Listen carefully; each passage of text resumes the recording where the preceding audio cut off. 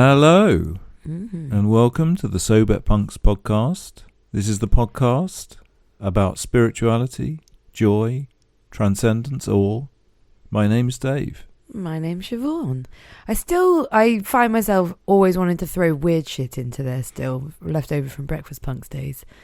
Oh, the days of that are long gone. The days of weird shit. Well, I don't know. I feel like last episode we did talk about a UFO cult, so the days of weird shit do live on sometimes. There you go. Yeah.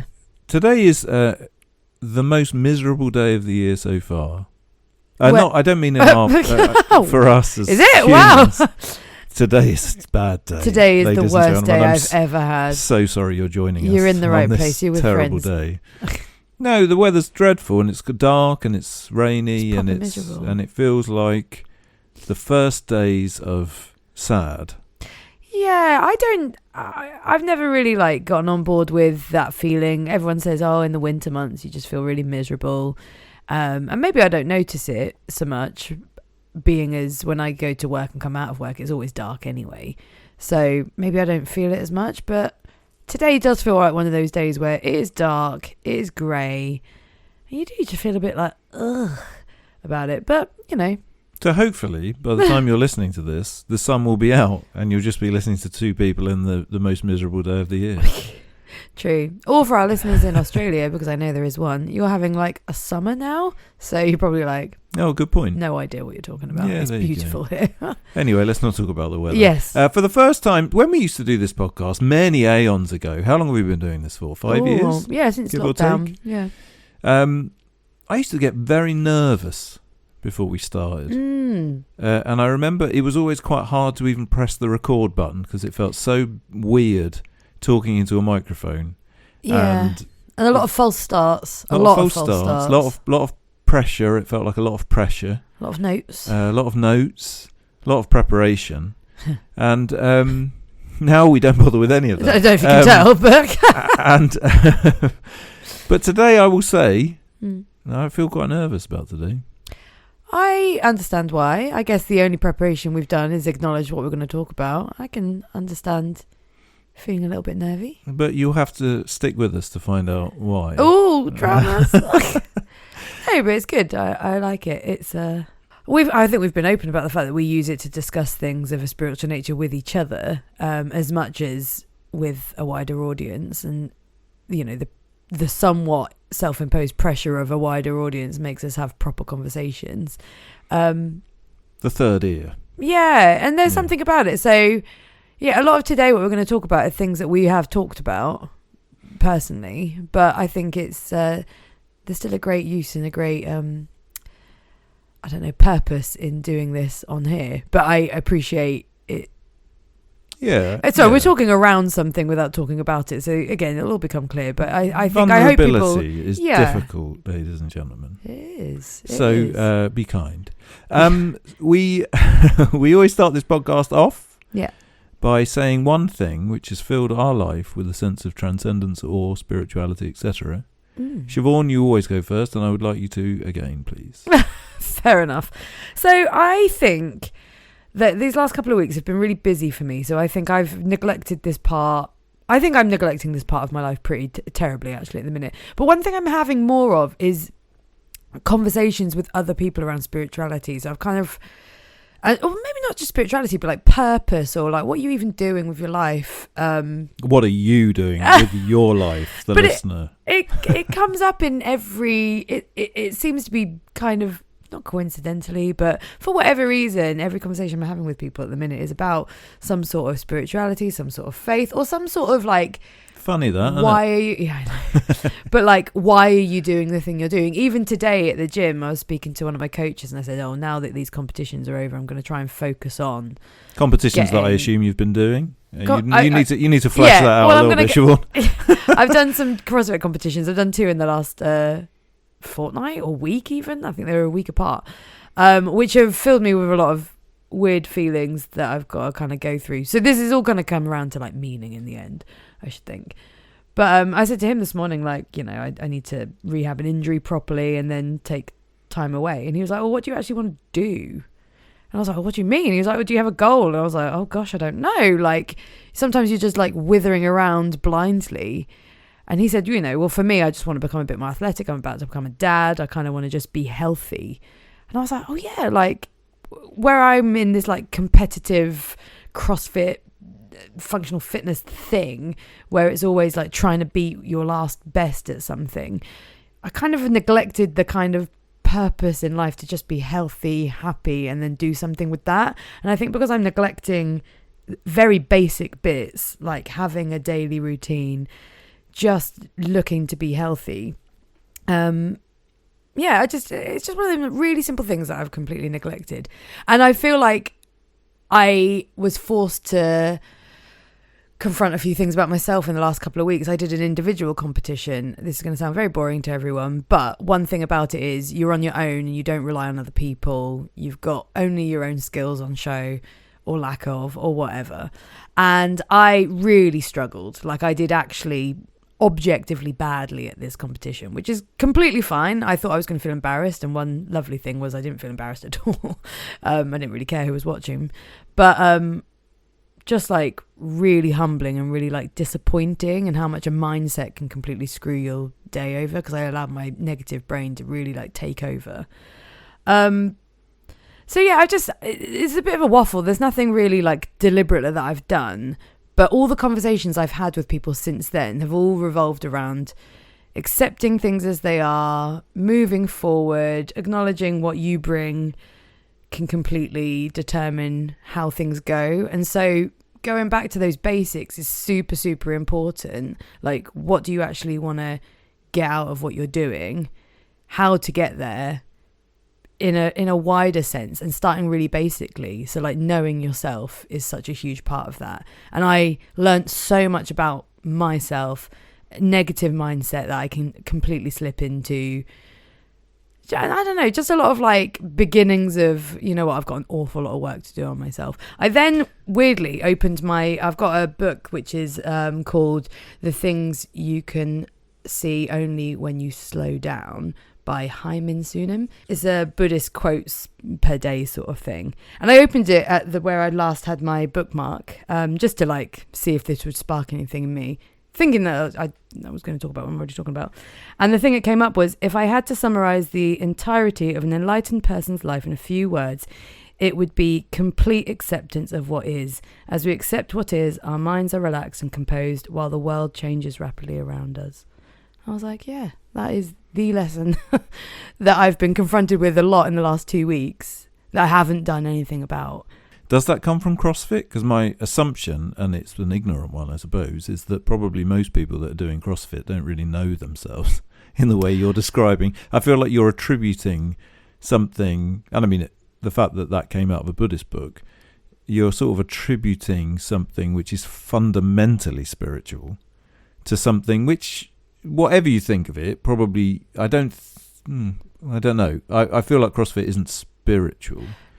But also, my point is not really either of those things. It's just like, do you think I assume you don't need to know yourself to get something out of CrossFit. That's maybe what I'm trying to say. No, you don't have to know yourself, but I think you can get waylaid in forgetting to know yourself. So, for example, if you just get completely absorbed in getting better, and then, you know, for whatever reason, you're going with a shitty mindset, it doesn't matter what all of that kind of growth physically has been, if you're still in a egotistical, which I think you have, like, it feeds, like CrossFit feeds an ego like nothing else. It's horrendous.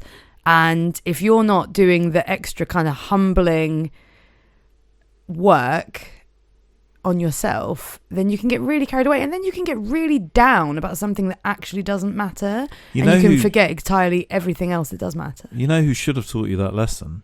I don't know what his real name is. The Incredible Hulk. The Incredible Hulk was the biggest of the big, wasn't he? He was one down from Schwarzenegger, and I'm sure he's in that Bob and Iron film. Lou. And basically he's just sort of a sad man, who's just been encouraged to only take care of his body, and has done an extraordinary job of it, and is like the best at that. Yeah. But just wasn't happy.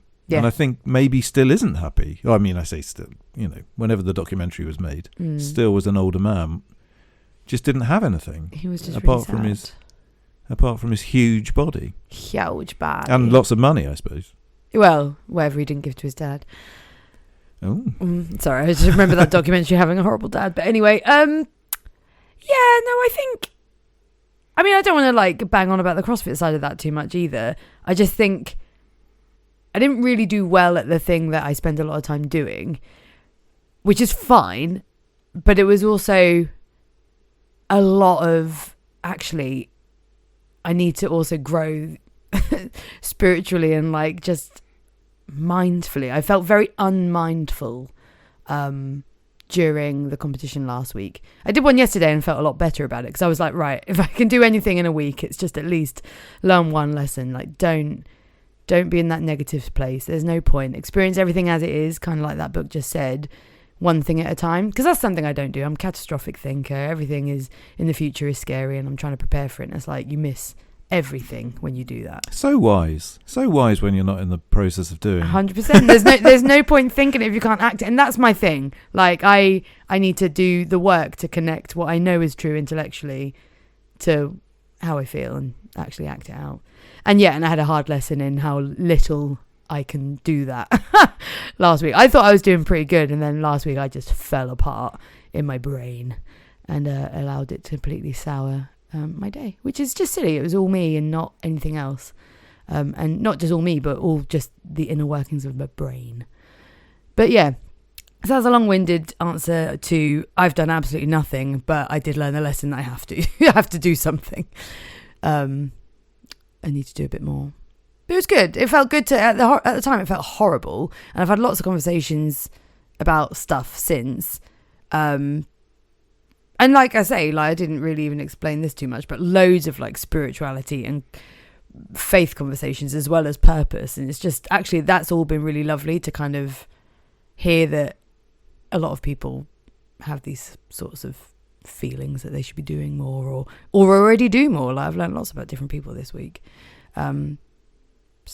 Whilst I may not have done anything wildly individual to myself, I've learned about other people and learn a little bit about me and how I need to. Dave, how about you? What have you done the last couple of weeks that's brought you a sense of meaning, transcendence, or spirituality? All of the above. Well, I think what's probably going to end up happening is that this entire episode is going to be about that. So I was almost not going to bother with this, but I've come up with one. Oh, good. It is the humble acai berry. I think, and I still don't know that that's definitely how you say it. I've always said acai, but I'm assured that it is acai. I think it's acai, but I could be wrong. No, I think that's what everybody said. So when we were in America, which we talked about in the last episode, so if you're interested in that, go back and listen to that one. They're everywhere, these acai bowls. And more or less what acai is in that context is a sort of sorbet, I guess. Yeah, the berry is a superfood, small berry that doesn't really exist in this country. And so you get that, and then you get a load of goodies on top. Yeah. And by goodies, I mean pure health. Yeah, fruit, nuts, and bits. As we discussed, I didn't have much luck with health while we were in America, so no. It was quite handy to have something where you could actually go and get something fairly healthy. Anyhow, it was all right. Don't get me wrong; didn't blow my mind, but had a very brief look into it. To be honest, I can't explain to you what's good. Like you say, it's a superfood. It does all the good things that superfoods do. But the reason that I bring it up is more because it tastes delicious. And we bought some of the acai, it's like powder. And if you mix it with a yogurt, oh mammy, oh mama, it's like the most delicious dessert you've ever had, and it's really good for you. And we put it with skyr. Again, I'm probably saying that wrong. No, I think that's right. And I think skyr is good for you too, and has no fat in it. And so basically every night I'm having the most delicious dessert that has ever been created without any, not that I feel guilt about food really, but without any guilt whatsoever. Well, and it's good for you. Well, I mean, it's not even just not having guilt. It's just, it's fantastic for you. So I remember feeling the same way when we first started getting cacao powder. Again, I might be saying that wrong. I think that's right. Cacao powder, you put that with a bit of yogurt, you're basically eating a chocolate bar, but it's good for you. Yeah. So, I'm fairly convinced it's good for you. Yeah. I haven't got anything else to say about that. Do you have anything you want to add about acai or any of the superfoods that we've just I felt like covered? an absolute twat wanting it so bad when we were in LA, but it's dead nice. It's just like eating loads of nuts, fruits and seeds on top of what is essentially sorbet, and I get it. And yeah, I mean we did the whole shebang though. The place we got it from used to sell little shots of, you need to recover from the gym, have this one. And I think if you got a subscription from them, they didn't call it a subscription, it was a prescription. It was that kind of the that's shop, where we were at. The shop was sort of made-ish to look like a chemist. Yeah. They were trying quite hard. But just in general, I would say, I mean, it's definitely something that's taken off in America. Well, in California, for sure. As far as I'm aware, hasn't really come to this country. I mean, you can get it easily. You get it from Grape Tree. That's where we got it from. If you've got one of them near you, I'm sure you can get it from any health food shop.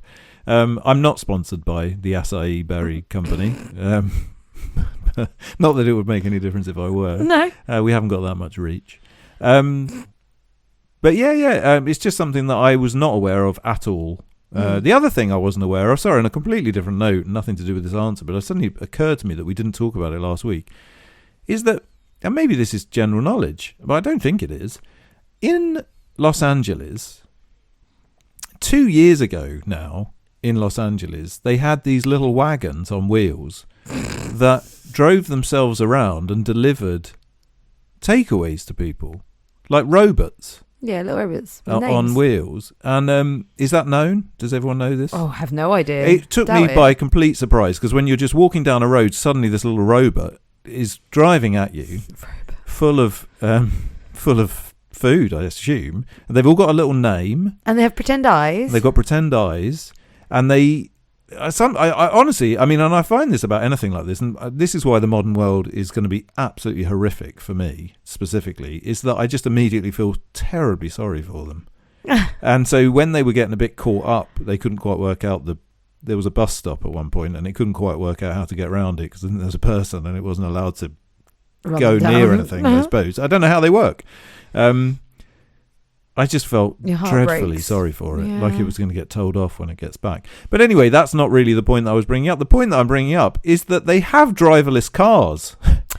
That was fucking crazy. So, actually weird to watch. Again, I don't know if this is just general knowledge or not, because I follow none of the current knowledge. But this thing called Waymo, which is, I think, probably a Google thing. I'm not really sure. But it's like Uber, except when it turns up, there's no driver in it. Yeah, and you have a little app that you unlock the car with. Had we had Wi-Fi, we would have got one. But we couldn't trust. The Wi-Fi in our apartment was terrible, and so I think you needed it in order to get into the place, because you need to scan a code. It's a horrible thing. It's the world falling apart. Paul Kingsnorth would be very upset. I mean, it feels very Terminator, very Westworld. It was all very strange. But yet, even us even you, actually, I say even us, even you, who are very, very this is the end of the world, we're still like, well, we have to go in it. Well, it just felt like, but that's the problem. That's what the modern world's done to even someone like me that stays away from it. You're sort of like, oh, I could be the first of all of my friends to go in a driverless car. That'll be brilliant when I tell them. And of course, that makes no difference. No, and also the only trip we really needed to make was to the airport, and we were like, do I want to get in a driverless car on the freeway? Feels like we're going to die. Yeah, and instead we got a really nice man who played beautiful soul music the whole way there, and it was lovely and very relaxing. It was very sweet. So that was better. But yeah, driverless cars, mad. It felt like, Terminator coming true. But although I'm sure you also said, I think when you get in the car, maybe not automatically, but you can set your Spotify playlist up so that it will play your music. Yeah. I mean, it's just horrible, actually. The more I think, I don't know why I brought it up, really. I mean, it's just awful. I guess it's fascinating because I think we live in this tiny little bubble of our own making, where we don't really see technology taking off, and try not to use Deliveroo apps to just get shopping in or stuff like that, which I appreciate. Lots of people do that now. So I think we're trying hard to resist certain things. So it was just weird to be absolutely smacked around the face with it. I think it was one of the first things we saw was a car, and I remember we were both like, there's no one driving that car, what the hell is going on? And then when we saw it a second time, we were at this, like a man in the back. That was even weirder. Yeah. It's just, because I initially thought maybe they're trying it out, maybe it's like a practice thing, so they're sort of driving them around to prove that they're not going to have loads of accidents or something. But it is a version of that, because I think it is just no, there's humans in them. No, of course there's humans in them, but it is still it's in LA only, just to see if it works. Do we know that? Yeah, we looked it up, and it's a particular bit of LA only, just to see if this thing works. And I guess then if it did work, they would make it go further. But kind of freaks me out. But, I guess someone knows what they're doing, maybe. So there you go. Acai berries and driverless cars. That's what has not filled my life with a sense of spirituality, transcendence and all. So last episode, we did talk about our America trip in quite a lot of depth. But we did quite a lot. And actually, we spent quite a lot of the episode talking about how ill you were. So there was a huge part that we... So again, do rush back and listen to that episode, ladies and gentlemen. It's so wonderful. Honestly, anyone that goes, how was your trip? I'm just like, it was amazing, but... So we're going to focus on some more of the amazing bits that we didn't get a chance to talk about last week. So within the guise of spirituality and meaning making and all that sort of thing, we did a few things. Some of that was going to the Unarius cult. Again, we talked about that last week. We can't call them a cult. The Academy of Science, UFO cult in brackets. But we did some more, I would say, mainstream, but maybe not mainstream to, our regular crowd of people.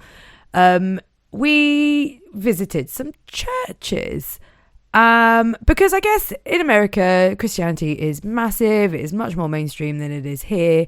And in our, spirituality journeys, we've been to a lot of different places. We've done silent retreats. We've been to Buddhist stuff. We've visited quite a few cathedrals recently. You're doing a whole university course on what is now become not spirituality, religion, as well as the humanities and all that. In fact, I think it's mostly religion that you're studying now, isn't it? Yeah, 50-50, yeah. Pretty much. And so, kind of exploring and discovering these things has been part and parcel of life for the last couple of years, thus the podcast changing to what it is now. And so when we planned our trip, I remember you saying, I found this mega church and I kind of want to go. I want to see what it's like. And America is, the king country of doing everything big and everything crazy. And so while we're in San Diego, in fact, it became a little spiritual weekend in that respect. We were going there for Unarius. Particularly what with all of the diarrhea. That was to come. We were, in fact, it was unleashed upon us after this weekend. So I don't know what your body was trying to tell us about where we'd been. But we went to Unarius on the Saturday. But on the Sunday, we went to probably the largest church I will ever go to. Yeah, that's probably fair. So I can describe it in such a way that will make you think, wow, that's the most sort of insane American description. So the church's name was Rock Church. Rock Church. I believed, anyway, before we went, that it was 15,000 people. Yeah. Which was true, but it's like caveat to that, which we'll get to. And the service that we went to involved an ex-NFL, I believe, an ex-NFL player who had become a pastor, interviewing a man whose name was Dr. Amen about how if you're fat, then your brain gets smaller. That was some of what he said. So no, I'm just saying, I'm purposefully describing it in such a way that maybe that's what you might expect from a sort of crazy mega church. The reality was that the 15,000 people wasn't quite right. It was huge, though. I don't mean to, but the 15,000 people was actually across 4 churches, I think. And this was the larger of those 4. It was definitely the larger. Yeah. But it was a mega church, and so it had a ridiculous light show. Had security on the way in. Yeah, the production was extraordinary. Like I say, the pastor was just an ex-NFL player who I wouldn't have known from Adam, but might have been in some way famous, I guess. I did. Who knows?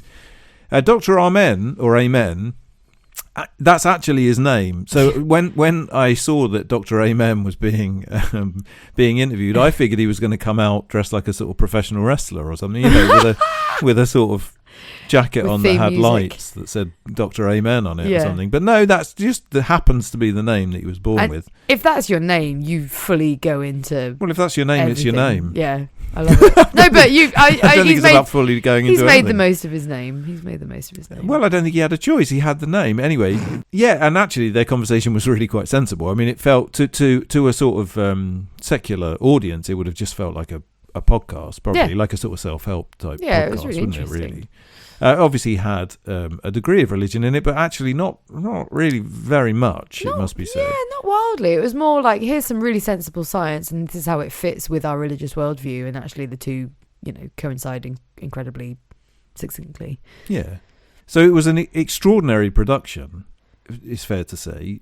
Did you, as the secular audience that I just mentioned, I don't know if you're a secular audience. Maybe let's go agnostic, or I don't know. I don't know. Let's not. I don't think anyone. Let's knows go more secular of the two and come back to that shortly. Did you find anything spiritual about the megachurch? No. So I think, having experienced very basically on only a few occasions any other kind of church in adult life, this was far more of a big, quite empty. So there were songs at the beginning, and the songs are very impactful because they're loud. They're, like you say, huge room, huge performance with a lot of technicalities to it.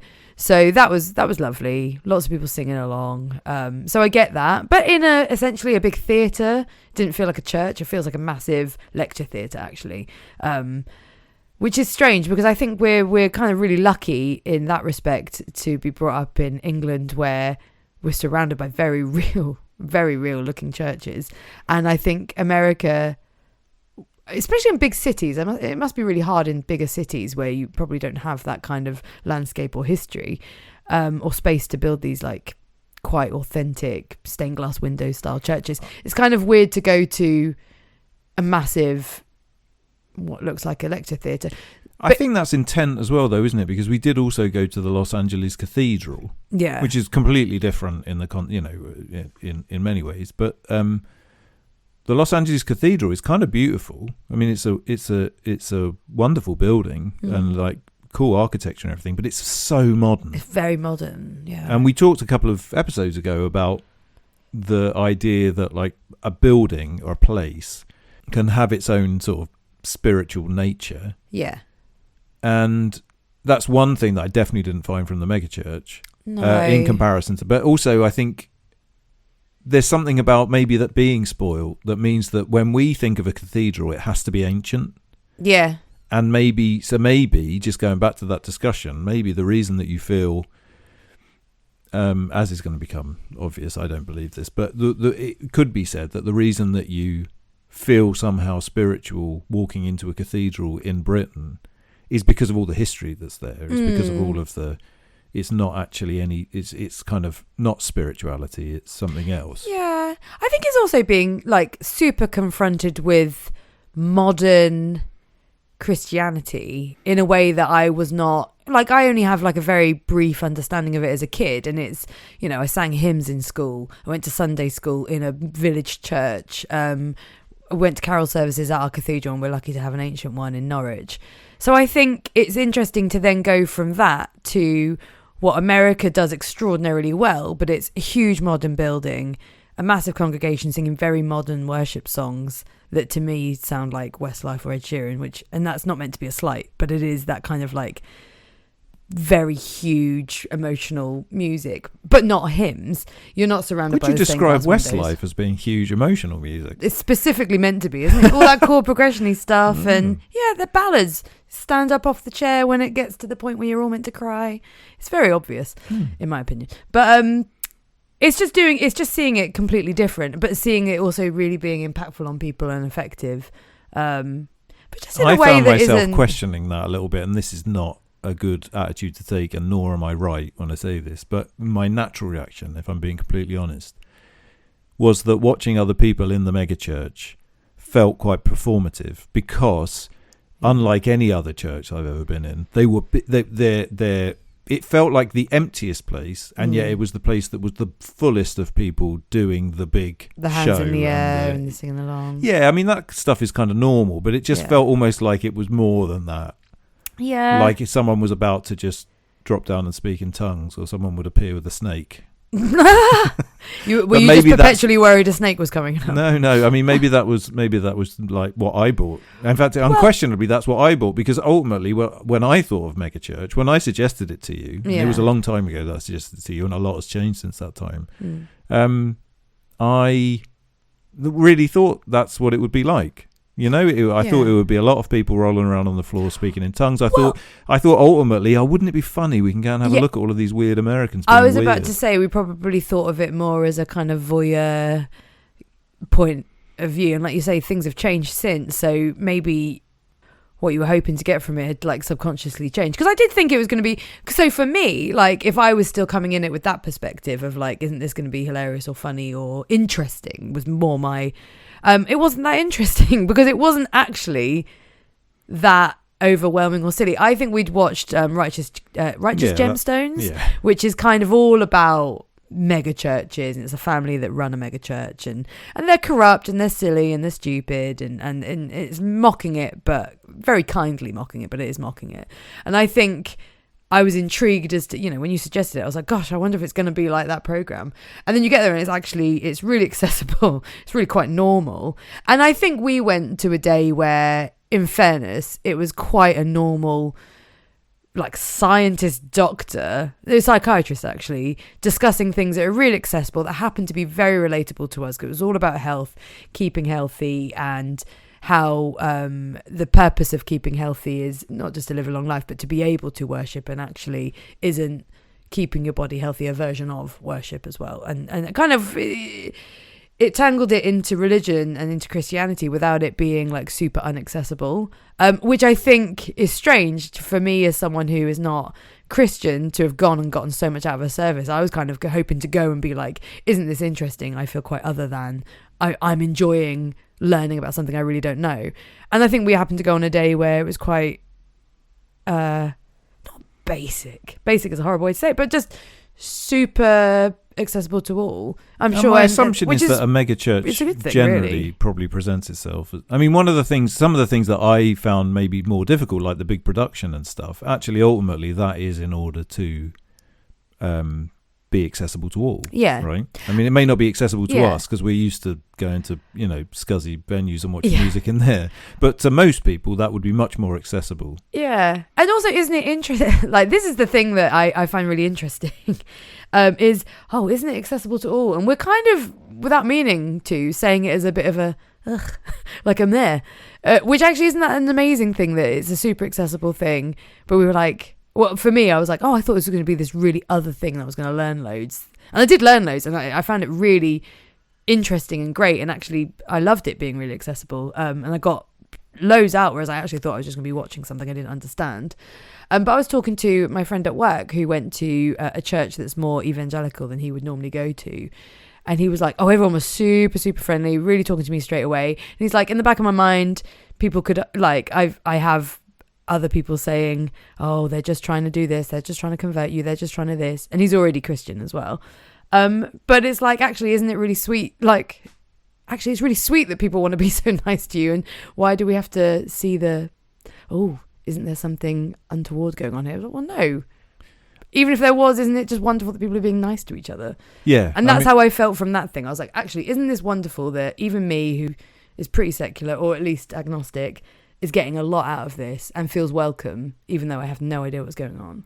Well, something that I've learned recently, I suppose, is that often when for me anyway, but I'm going to assume that this is probably true of most of us, when we sort of see religion, or maybe see anything actually, but I think religion is particularly Christianity specifically in this country because of how the sort of time that we were brought up in and the kind of attitudes towards it, is that often if the sort of argument, if you like, that you're having with Christianity, or the judgments that you're making about a certain church or a certain group of people tend to actually be you arguing with your own presumptions of what that is.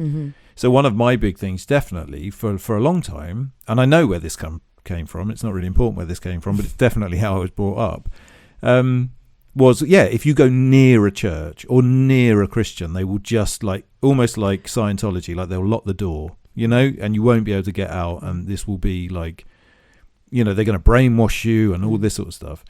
And so whilst my attitude towards this has not been that for a very long time, ultimately there's still there's like something in the subconscious that makes you a little bit distrustful, or like, oh, someone's come and talked to me. Why are they talking to me? They probably want to, what are they trying to do?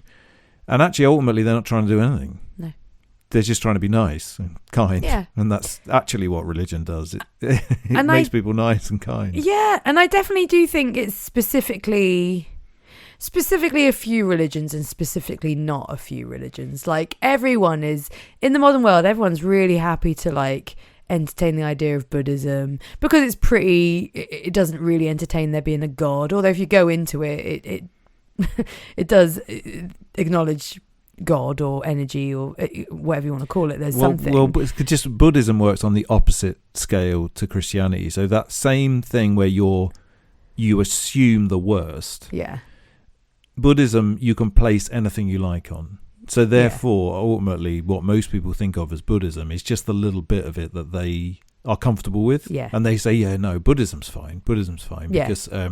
Because it's just meditation. It's just like personal growth. It's fine. Yeah. But it's not. No, it's huge. It's huge. Not that at all. It's lots and lots of different things, admittedly, and that is one part of it. But ultimately, what we're doing, particularly in the West, is that we're ignoring the bits we don't like, all the magically stuff that goes on in the vast majority of areas of Buddhism, but we're doing the opposite to something like Christianity, because I suppose it's because we have some ownership of it to a point. Well, and where you just see the worst, And I think we've lost this. So something I've becoming to learn, really, and I'm very new to it, and I'm very slow to understand, but like, faith is about not knowing but trusting. And we are brought up in a culture, especially, we live at a time when Richard Dawkins was huge, where people were like, we can prove that this wasn't true. I always just think, well, what is the point of doing all that if you're left with emptiness and nothing? And this is where our culture has gotten to. Whereas people who are able to kind of at least be humble enough to acknowledge they don't know everything, where that then takes you is up to you, or maybe not even up to you. It depends on what you're shown in life or what you access through what you're doing. But there's something that I really resonate and connect to is definitely that kind of being humble enough to go, humans aren't the best thing. We don't know everything. And if we don't know everything, that is going to open doors up for us. I think pretending we know everything just shuts doors and makes us negative, makes us individualistic, inward facing, and just forget about everyone. Whereas if you can just go, wait a minute, we might not know everything, you can then entertain the idea of, okay, well, at some point you have to just trust or entertain the idea of more. And actually, people who do that, from what I've seen, are just having a much more fulfilled life, finding purpose. But we're hardwired to believe that's stupid, or that's somehow not rational. I read there's an Arthur C. Brooks book called From Strength to Strength, and he talks about this kind of finding purpose in your second half of your life, and he does touch on religion slightly, and he says exactly that. He's just like, people start to realize they want more, but it's really hard to come out and tell people that without the modern world kind of going, oh, I thought you were clever, or I thought you knew. I think it's worse than that. I think that ultimately what happens is it's become quite normal to say I want more, but we don't allow anybody the opportunity to ever find more. Yeah. So, i.e., what I mean by that is, if you say like all supernatural, spiritual things are rubbish, and I think a lot of people would even say all self-help things are rubbish, all personal development things are rubbish. We should all just eat chocolate bars and watch Netflix, and it's fine, and that's great. That's the modern world. We're really lucky. So, but ultimately what happens is you end up in this kind of crux of this thing where you say, well, we've got a loneliness epidemic, and and I don't feel that great about myself, and my mental health's not very good, and all of this sort of stuff. But you refuse to sort of, I'm not saying it's the only way. Well, no, I think I am actually. No, I am saying that. You're ousting the one thing that could actually help with that in some way. And I think you kind of said like a lot of people poo-poo the self-help thing. I think the worst bit, or the sad bit, is the taking half and not taking the whole. So again, this is where, when we talked about the Eightfold Path, this is because mindfulness has been removed from the spiritual base, the religion that it's from, and people go, oh no, but I'm spiritual without religion. I'm gonna meditate, and I'm gonna find my true self, or connect with this, that, and the other. But it's like, well, what are you connecting to if you aren't doing it as part of everything else? And meditation is not just a Buddhist thing. It is like a mainstay in every spiritual wisdom religious practice ever. But if you're just removing it and saying, well, I meditate, or I'm mindful, but oh no, there's no God, or there's no energy, or there's no, there's nothing more than humanity, then you're kind of halfway to something good, but you're never going to get to the good if you can't at least be open to it. And I think it's the openness that people will cut themselves off from. And if they feel that they're getting close to it, they go, no, this is being stupid, or I could never do that. But I think there's also actually another step involved there, which the modern world does not encourage, and that is one of sort of, for want of a better word, discipline. So there's a middle point to that.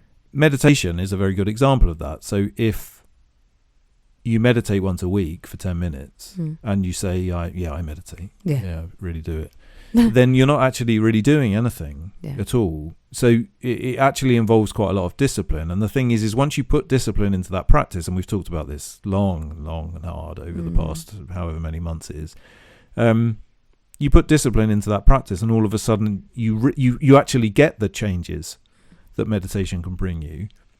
And when you get the changes that meditation can bring you, it then opens you up to be like, oh wow, I can do more. So it's not just, so even the step before having any sort of belief system in anything, you need to have kind of gone down a bit more of a road than just like fast food spirituality, I suppose.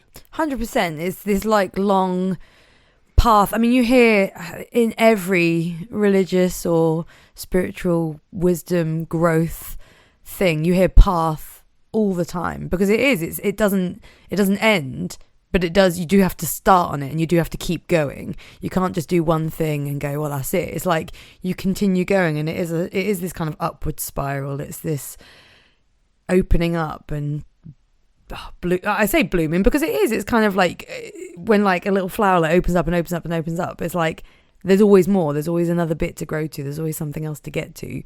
But you're right. If you believe that one step is just going to do it for you, and then you don't allow yourself to see the next bit.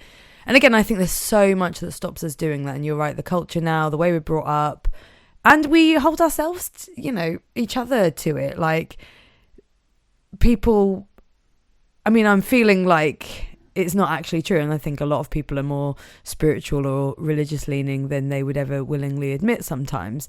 From what I've spoken, I've spoken to a lot of people in the last few weeks, and there's much more faith and spirituality and religion out there than I anticipated. But people aren't like wearing it on their sleeves so much. But I think because people don't talk about it so much, those who are like thinking about it feel that, well, the only people that are vocal, the people that are vocal the most are pretty damning of it, I would say.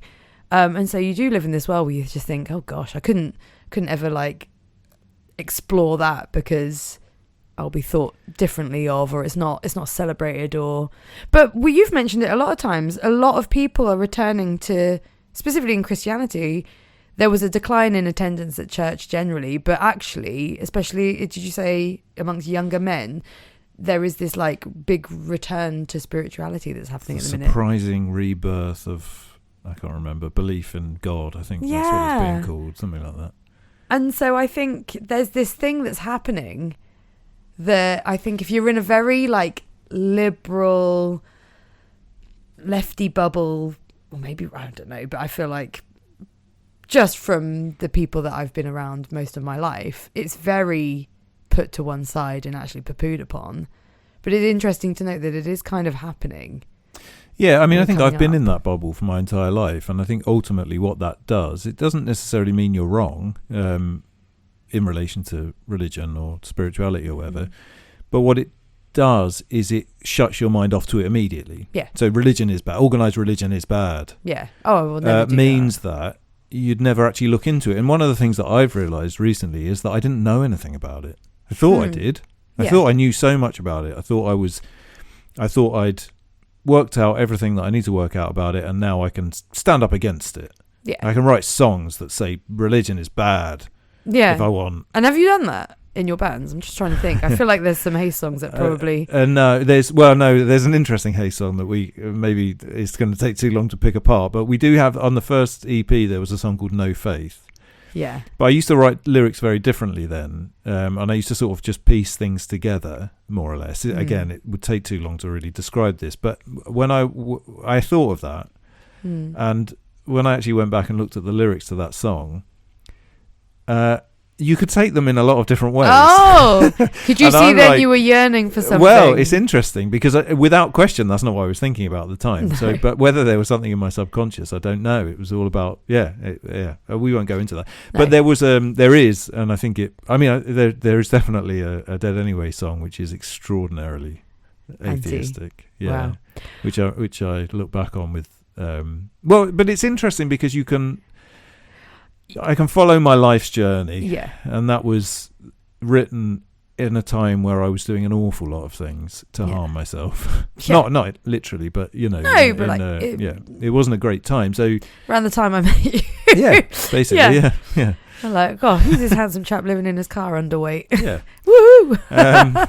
So it was good times. But anyway, so in answer to your question, yes. So I want to come back to path specifically because, this podcast started going this way because we were exploring our spirituality, and it was from a very base level, just that we wanted more, wanted to think about more, wanted to explore more, wanted to put ourselves in positions to be open. So it's gone various different ways. And your course at uni has kind of developed with this as well, becoming it was going to be humanities and creativity and philosophy, and it's now essentially religion. A lot of things have been pointing me in one very specific direction for quite a long time. Which is what you're trying to say. Well, you can intellectualize, or you could spin that a lot of different ways. And I know that because of where you are now, you will see that as a very clear specific path that you've been directed on. I can remember some of your earlier steps to get to, and I feel like we're dancing around stuff. But I remember. Let's get into it. So just to be clear, you can ask your question in a second. The reason that I'm nervous about doing this episode, and the reason why we've just spoken for the last 50 minutes about lots of different things, is because how can I put this? I found faith. Yeah. So the idea of the episode was really that we were going to talk about that and that journey. I don't think that would be that surprising to you if you've been listening to the last few episodes. No. But it's quite nerve-wracking to kind of come out and say it, and I still don't really feel that comfortable using certain words. But I got to a point not too long ago where I thought, oh, wait a minute, am I a Christian? And I think that the answer is probably yes. And by probably yes, the answer is yes.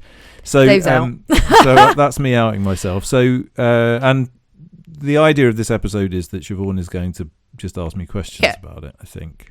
Well, I think so. So maybe for our own growth as well as yours. Well, I think so. This is going to be. If you haven't turned off already. Well, no. So, and I think it's really important, just right at the beginning, that the reason for doing these things, as we just said, there's so much in our worlds that we've been brought up in and that we currently live in where this is poo-pooed.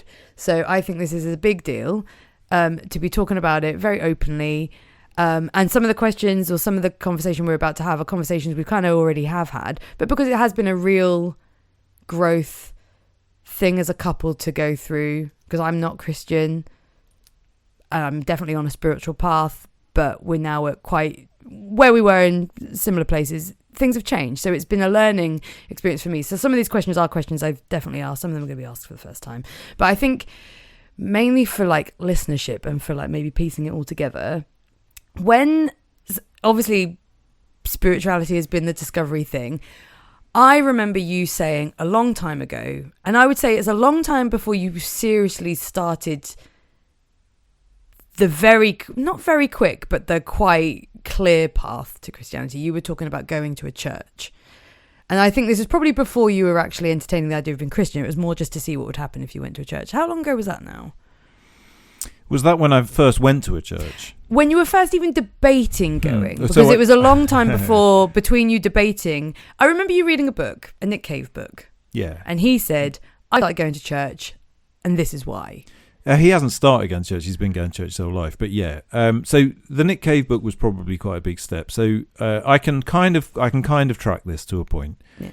And I think it's about 2.5 years ago.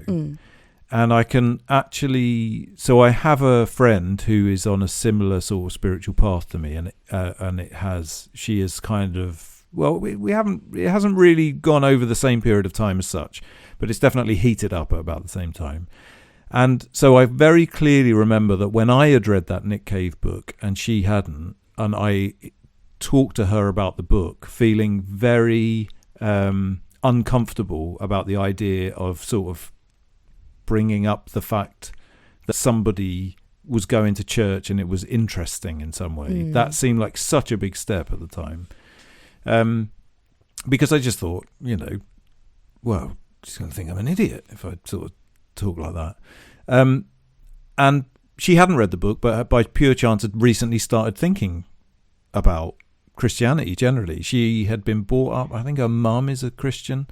And so we had this discussion, and we laugh about it now because whilst I don't really remember the ins and outs of the discussion, nobody wanted to commit to anything. It was just sort of this, and it was the first time, I think, probably, I had a conversation. We had some to a point, but it was really the first time. Well, no, so we had some discussions probably about spirituality by this point, and you had been interested in Buddhism for a while.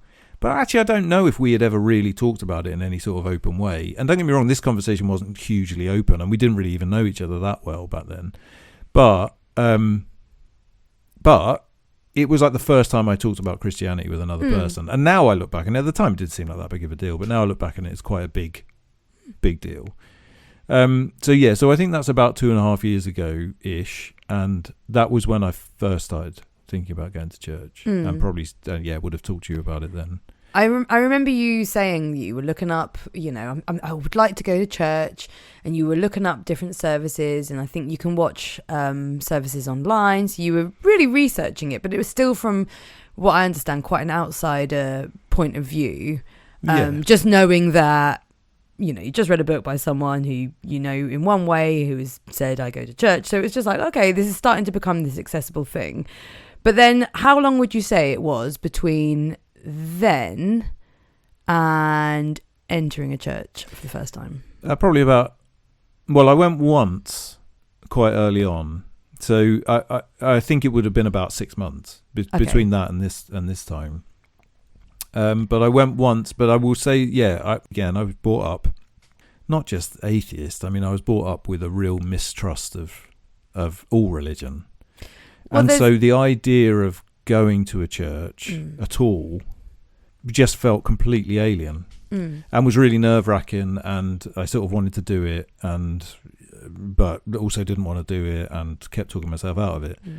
So, but eventually I just forced myself to go, and I just literally went once, slap bang, like 6 months after that conversation probably, and got nothing out of it on that occasion. I remember you saying you were going to go just to see what happened, and I remember you feeling a bit like nothing happened. But then that's like the worst attitude, isn't it, to go into anything with? But I'm going to see what wonderful thing is going to happen to me. Yeah, what's going to happen to me? And I think also I'm going to put no effort in. I'm just going to turn up. Well, that's it, and it's kind of, again, it's this lesson about being open and putting the work in, isn't it? That discipline you're talking about. And I guess also, if I may, I think we disagree on this a little bit, but I think from like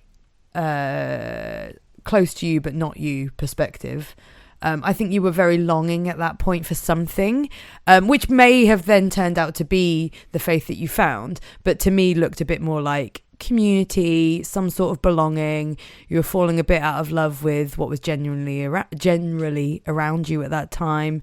And I don't think, I mean, I've had this like ongoing thing with wanting connection with things, but I've always had a little bit more of it. But I think, yeah, for me, and I hope that's not too patronizing to say, it looked to me like you were just longing for, to me it looked like community or connection. Looking back, maybe it was a lot more than that. Well, I think that, I think at the time that's exactly what it was. But I suppose without going into too much detail, I think you're right. I think that idea, I mean, really, when we started this podcast, which is obviously later than this, but that kind of fairly vague description that we use at the start of every episode, or sometimes use when we remember it, about sort of, all of those words. Yeah. And when we used to say, spirituality with a small s and joy and all of those sorts of things, they're so obscure that I suppose that's ultimately what I was looking for, but it also doesn't really mean anything, does it? And so I think back then, and again, not to go into too much, I had a pretty dark period in my life for a couple of years, probably, in the run up to this. And then I was kind of coming out of that, I guess, for want of a better description. And and I think felt a certain emptiness in probably, again, I mean, none of this will be of a surprise to anybody if you listen to this podcast. All of the things that I've expressed an emptiness about is what I felt an emptiness about. Society generally, the sort of capitalistic treadmill that we're all on, and that's nothing new. I mean, I felt like that since I was a teenager, but I think it really just heated up, and a lot of the things, I will say, you're right, that there's this discussion about, and it's good that I'm not young, because otherwise I would fit into a real stereotype, because there is this discussion about young men going back to church and the reasons behind that. And I think ultimately a lot of those reasons are probably the reason why I ended up going back. And it's only that I'm old that means that I'm not a part of that group. No, but I think you then end up fitting this kind of, and it's not to say that you're not an individual with your own thing, but there is something that seems to come up with this kind of midlife. I'm not saying midlife crisis. I'm saying middle life, entering your second half of life. Yeah, well, that's how I can see it now. Yeah. And but at that time, you've got to keep in mind that you don't know where you're going when you're going there. No. So of course, how it presented was just this sort of general feeling of like, something's missing. Something's missing, and I don't really know what it was.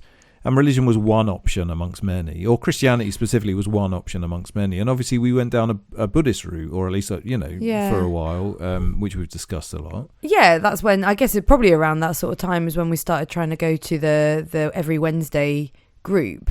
And I would say that some of the things that are off-putting about that we discussed at the time wasn't really what we were doing or learning, but more we hadn't found a group. And that's why I link it to connection and community at that time anyway, or at least that's what it felt like at the time. Again, you don't know what you're longing for until you find it later. But at that time, it felt like, that didn't feel like a fun group because people much older than us that we didn't really connect with, that it all felt a bit performative and false in some respects. And you feel like, actually, I'm not getting to connect to the religion here or the spirituality or the people. Yeah. And that felt like the thing that I felt that you wanted. But the thing, I suppose, the only thing I would come back with that on, as far as this, is that I haven't really found that within Christianity. And I certainly hadn't found that within Christianity when I found a big change occur. Yeah. Well, so maybe we should... we should definitely get onto that. So I guess journey begins by just being open and then thinking you want to go there. But then you had a change because you started to implement something new into your routine, which you were, again, quite nervous about doing for the first time. God, this sounds way... way worse than it is. You read a book on prayer. I think I know the conversation you're trying to have, so I'll just have it. Yeah.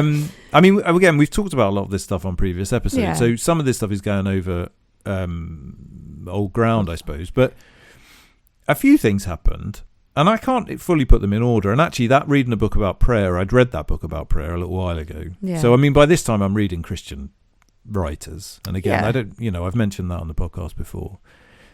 But the book about prayer specifically, it left me a bit cold. I didn't really know what to do with it. And it was completely beyond me, honestly. And I think that was more just because I wasn't really that used to reading stuff about this specific subject.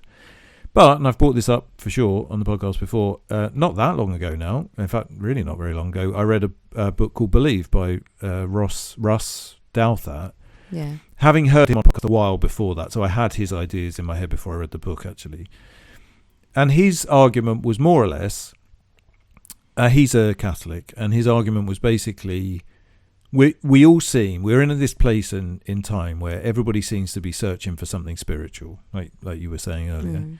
And because we live in this sort of individualistic society, what we're all doing is we're kind of piecing together our own version of God or our own version of religion. And often that takes you down all sorts of paths, like lots of people are getting into tarot cards and Ouija boards and this sort of stuff. Picking and choosing bits of all sorts. Yeah, and doing that thing that we were talking about earlier, doing a bit of Buddhist meditation and then saying you're a Buddhist or whatever. And there's not specifically anything wrong with any of that, by the way. But he sort of made this argument, which I thought was very good. He made an argument more or less initially. The book is divided. I'd really recommend it. It's divided up into a few different sections, one of which is more or less saying, here's all the reasons why there almost certainly is a God. Which I'm sure Richard Dawkins would have something to say about, and I'm sure some of our listeners would have something to say about. But it's a really good summary of the sort of intellectual reasons why there is a God. And then he says, so assuming that that's true, and that's without any kind of specific religion in mind. So it's just this idea that there was a creator of some sort, or there's some sort of thought behind the universe. That's kind of his argument. And therefore, if you want to involve yourself in that in any way, the best way to do it is by one of the major religions. And that's not because any specific one is, he's not arguing, well, he obviously believes in one, but he's not arguing that any specific one is right necessarily. But what he's saying is that however long, 1,500 years in some cases through to whatever it is, 4,000 years in some cases, these religions have been developed by people over a long period of time, and they've probably worked out the best way of kind of getting involved in this. And so actually it's very unlikely that you as an individual are a genius who can come up with the perfect religion. You should probably trust in one of these ones that seems to have worked for the vast majority of people that have taken part in them over a very long period of time. And that really rang true for me. And I've said this before, and I think I may have spoken about this book and said this exact thing afterwards as well. But for me, like, there was a lot of truth. Well, something that I came up with a long time ago, before I was really even ever thinking about this, was that if you get involved in a religion, probably, maybe this isn't a particularly modern thing to say, but probably your cultural religion is probably the one to take part in, because it shaped you in some way. Yeah. So in some ways, if you're going to go at it with the attitude of like, there is a God, but we don't know what that God is, you might as well pick the one that's kind of comfortable. Yeah. Because, when we started looking into Buddhism, don't get me wrong, there's lots of very westernized versions of Buddhism, but then they feel a bit empty. So if you go and kind of it's like when we went to the Hindu the Hare Krishna festival. Hare Krishna festival. And I mean, again, Hare Krishna is very westernized, but that wasn't a particularly westernized thing. It's like there's so many stumbling blocks that you've got to step over before you can come anywhere near, like actually being a part of that. Yeah. And in lots of ways, you have to do a lot of quite fake things, I think, in order to get there. And that's no offense to anybody. But you have to take a lot of leaps. Whereas if you just go to the one that is like your natural, not natural, is the culturally comfortable one. The one that's already involved in our culture, whether we want to believe it or not. Like everything we do, I mean, remember, everyone who went to school sang hymns. We do so much. I mean, I'm not going to name it all now, but so much of our Only because I can't, not because I choose not to. I just can't recall it all. But there's tons and tons in our day, every single normal, everyday life that is somehow come from Christianity. Yeah. So in the Western world, that kind of, that would be the one. It would make sense. But so all of that was like an intellectual.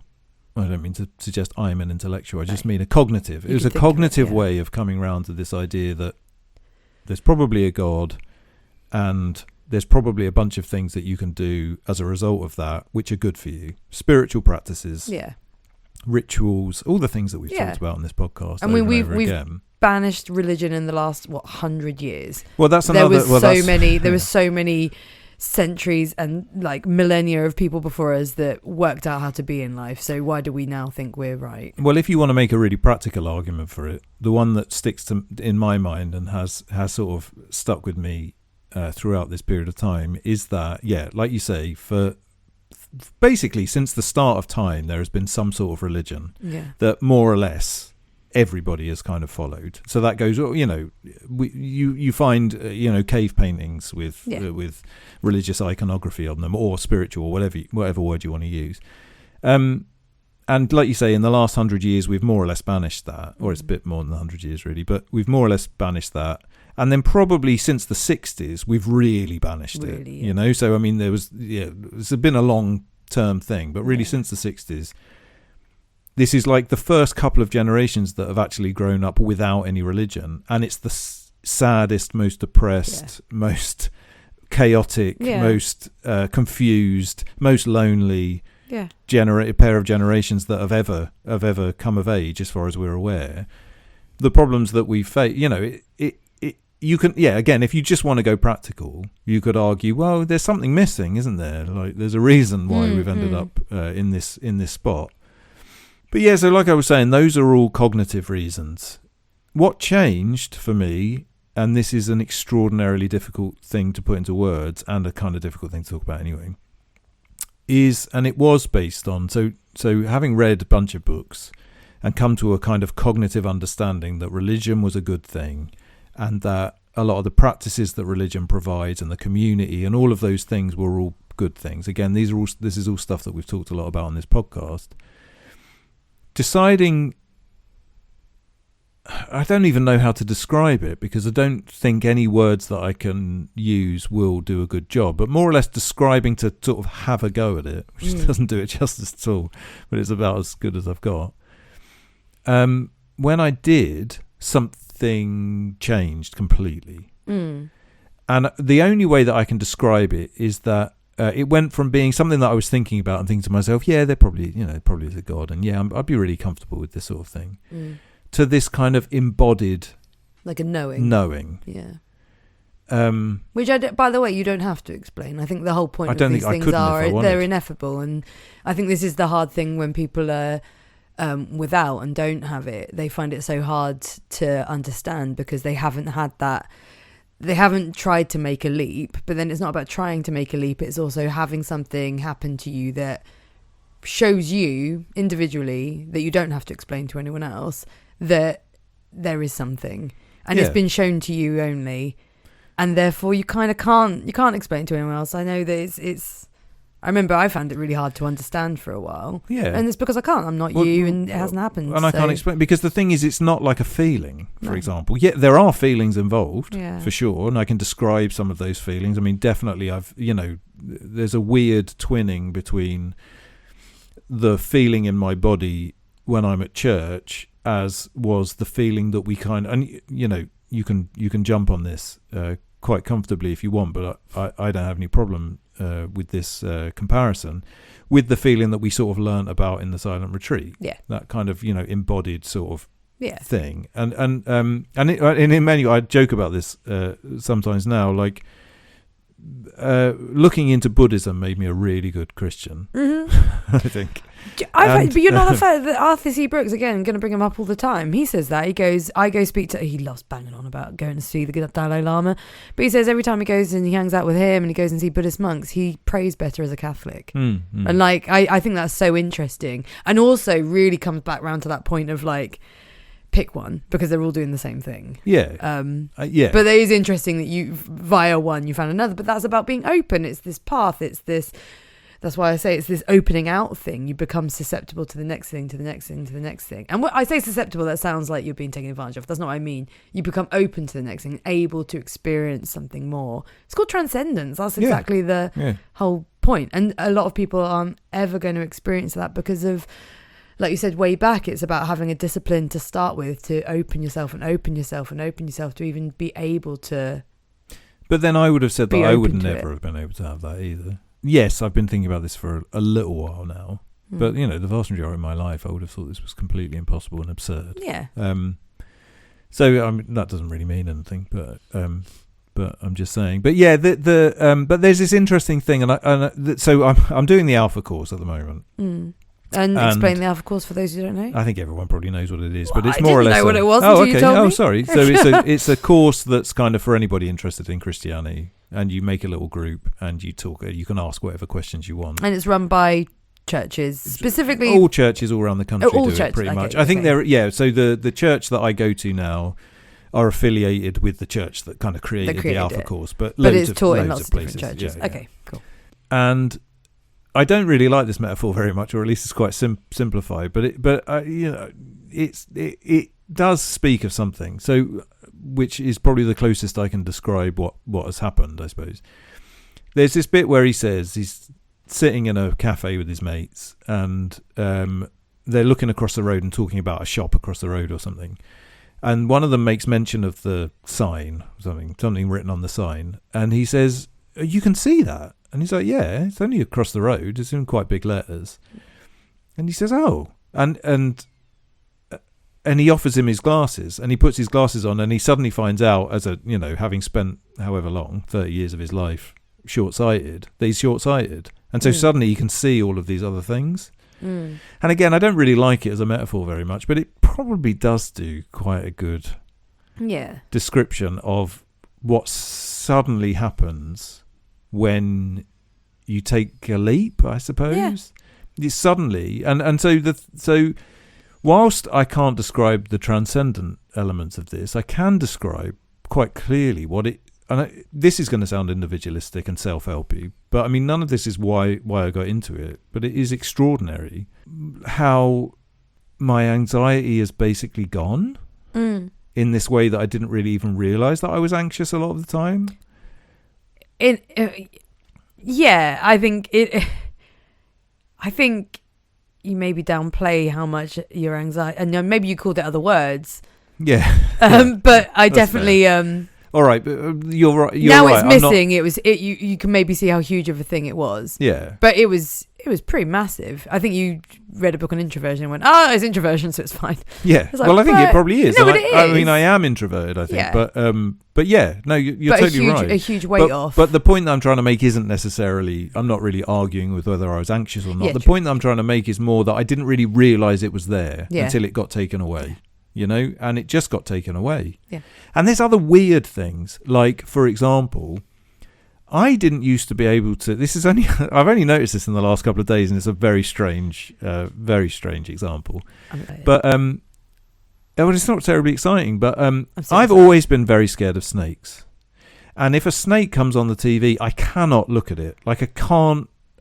And I know that if I do even just spot a snake, just the image of a snake, I'll have a dream about it, and it will be like a complete horrible nightmare where a snake is eating my face or something. And I've noticed it's just weird. It's just such a practical thing that snakes have been in probably because I've been watching loads of made-for-TV movies about the Bible. Yeah. But there's been loads of snakes and things that I've watched on the telly, and loads of just sort of stumbling across as you do, and just doesn't bother me anymore.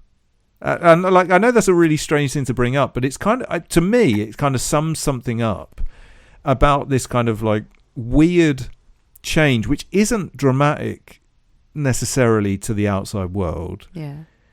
And it's not even dramatic to me because I don't know that it's happening, but there's these certain markers that I can look at and be like, oh, wait a minute. When I used to have to do this, it would ruin 2 days of my life beforehand because I'd be worried about it or annoyed about it, or I got mouthed off at by some teenagers in my shop the other day, and that's happens quite a lot because we live in Hastings and I'm in customer service. Mm. And in like times gone past, that would have ruined me. I would have been up all night. I would have been thinking about all of the different smart Alec things I could have said back to them. Or, I would be thinking, oh, it's so terrible. This, we live in this town that's full of these awful children and they're all just how can they be like that? All this sort of thing.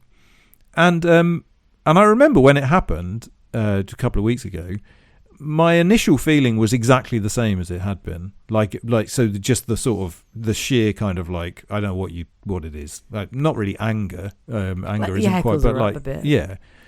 And then it lasted for about 20 seconds and then just went. And I've never thought about it since. And I'm not kidding, and that's not a big deal to anybody apart from me, because I know what sort of absolute existential crisis that would have once put me into. How miserable I would have been. I would have been a much worse person to live with, I'm quite sure.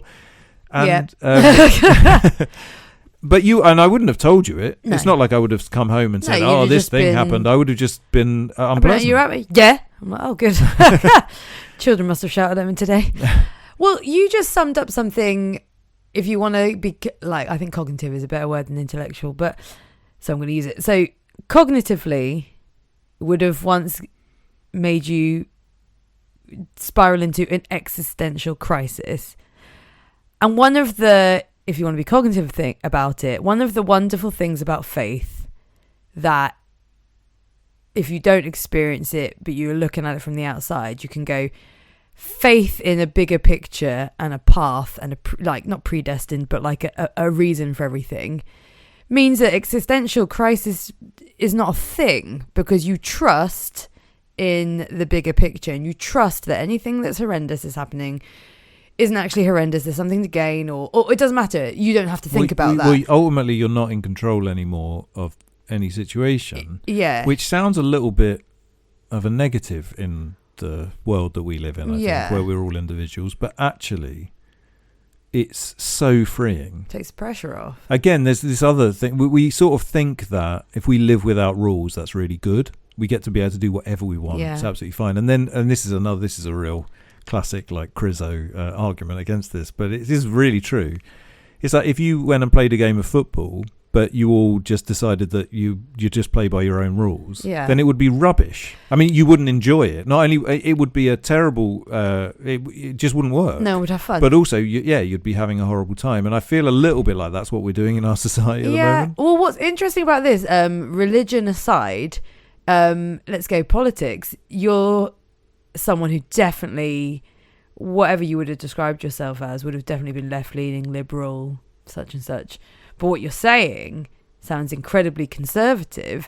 Is that something that's kind of like cropped up every now and then in your change of, don't want to say viewpoint because that sounds like you have control over it, your change of circumstance as it is now? So does that kind of come up every now and then in your thinking or your opinion of the world? Well, no, not really, because I mean, ultimately I think, and we've had this conversation on this podcast before, so I don't think it will be very shocking to say, conservative with a small c is completely different to what people think of when they think of like Tories. Oh yeah, and I mean it with this. I do mean it with the small c. So in that context, I think I've probably always been fairly conservative with a small c, actually, and I think most people that I know are actually.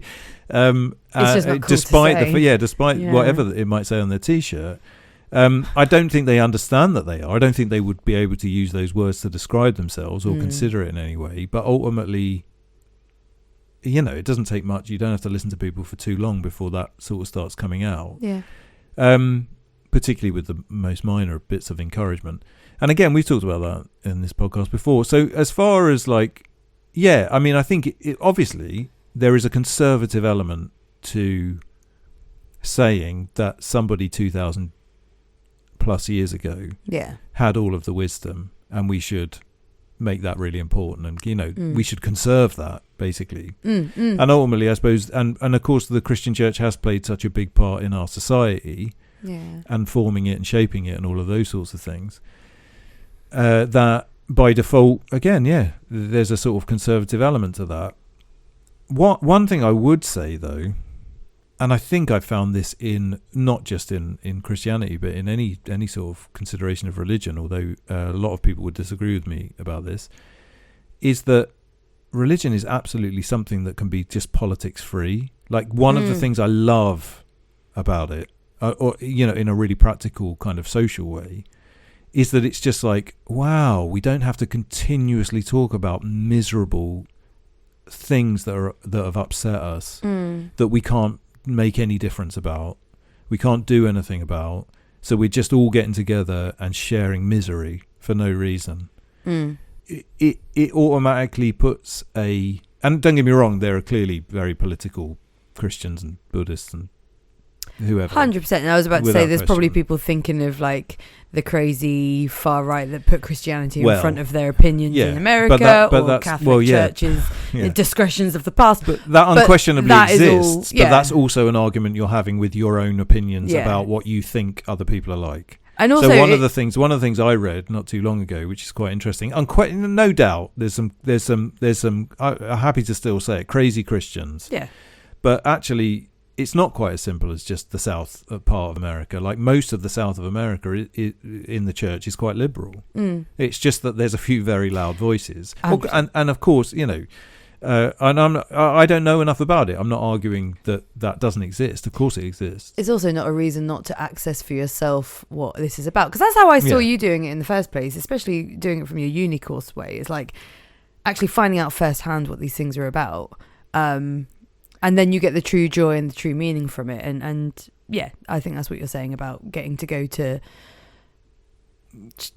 church and talk about things that aren't complete crap. They're actually nice. And about meaning in life, and about purpose, and about joy and experience, and not about let's all shout miserably at each other about the thing we can't change. I saw this thing on Facebook and it's upset me, and I will have forgotten about it in 10 minutes, but I am raging about it now because it's important that I'm seen raging about it. Yeah, no, totally. But all it does is bring me misery, and I am just going to watch telly now instead of spiritual grow. But just quickly, I mean, I think that ultimately that what you've just described me doing, as far as like looking at religion through a non-political lens, it's like me arguing with my former self. So one of the things that I realized as soon as I started actually reading the Bible and kind of looking into this sort of stuff is that what I thought Christianity was, and what I had no idea, basically. I did not understand anything. And my assumption is that probably most people don't understand anything. I mean, I really didn't understand anything. I think I had a basic idea that the New Testament was the story of Jesus and the Old Testament was not.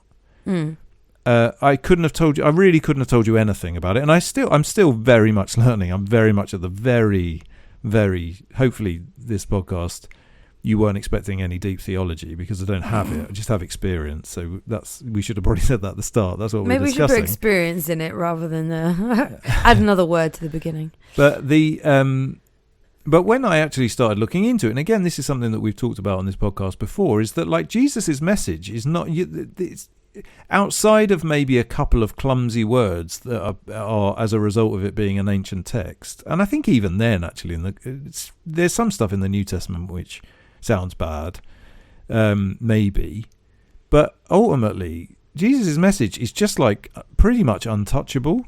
And and also, by the way, what I always thought left-wing politics pretty much were, and argued by everyone that we would consider a good, nice person, regardless of religion. And in fact, most religions are also arguing the same thing. Everyone's saying the same bloody thing.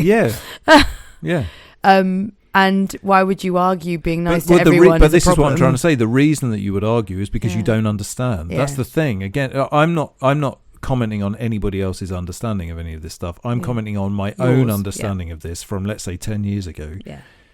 Me now and me 10 years ago would have had a massive argument about this, without question. And me 10 years ago did not have a clue what he was talking about, but thought he did. Yeah. But also imagine what you 10 years from now is going to be saying to you today. Well, like, it's just consistent growth, isn't it? But yeah, no, I completely appreciate that. So when this was first happening to you, I'm going to say happening to you because I think that's, a way of doing it. You kind of put yourself out there, and then this experience has kind of come back at you. One thing you told me you did was you went outside, part of this journey. I left the house. You left the house. And I found Jesus. Went into the greenery of the Old Royal Gill If anyone wants a spiritual place, apparently this is one. Sorry, that sounded very dismissive and horrible. I bring up the book on prayer because part of that book on prayer that you told me about when you first read it was the kind of idea of there's no right or wrong way to do it. You just do it with some intention that believe that you are talking directly to God or whatever you want to call what you're speaking to, and speak as if God. that was God. Well, I know some people say energy, some say also, but yeah, act as if there is a God and that you are speaking directly to them, and say from true intention in your heart whatever you want to say. Is my absolute layperson understanding of it. And this book was kind of encouraging the reader to just have a go at that. There's no perfect way to do it. It's the intention behind it and truly believing what you're doing, having faith that it's going to do something. Is that what you did when you decided one day that you were going to... Because you did all around doing that as well. If anything I knew about it was getting to church for the first time took a little bit of a build-up. And then the first time wasn't that, what you were expecting. And then you got back out there. But praying, to my understanding, was a bit similar. So I did tell this story a while ago now on this podcast. So I won't go into it too much. But ultimately... Yes, again, go back a few episodes. I don't know where it is. I'll put it in the notes as to which episode it was. But so I won't tell you the whole journey. But ultimately, I went into the woods and I prayed, and it was the first time. It was I honestly think it was more or less the first time for me. When I was a kid and stuff, and saying the Lord's Prayer and a little bit of dalliance with Christianity when I was a kid and stuff. But in any sort of proper way, the book. I mean, I think I followed. I don't really remember, because it all feels a little bit spacey, if I'm honest. But the book more or less said, just ask Jesus to show you the way, more or less, I suppose, ultimately.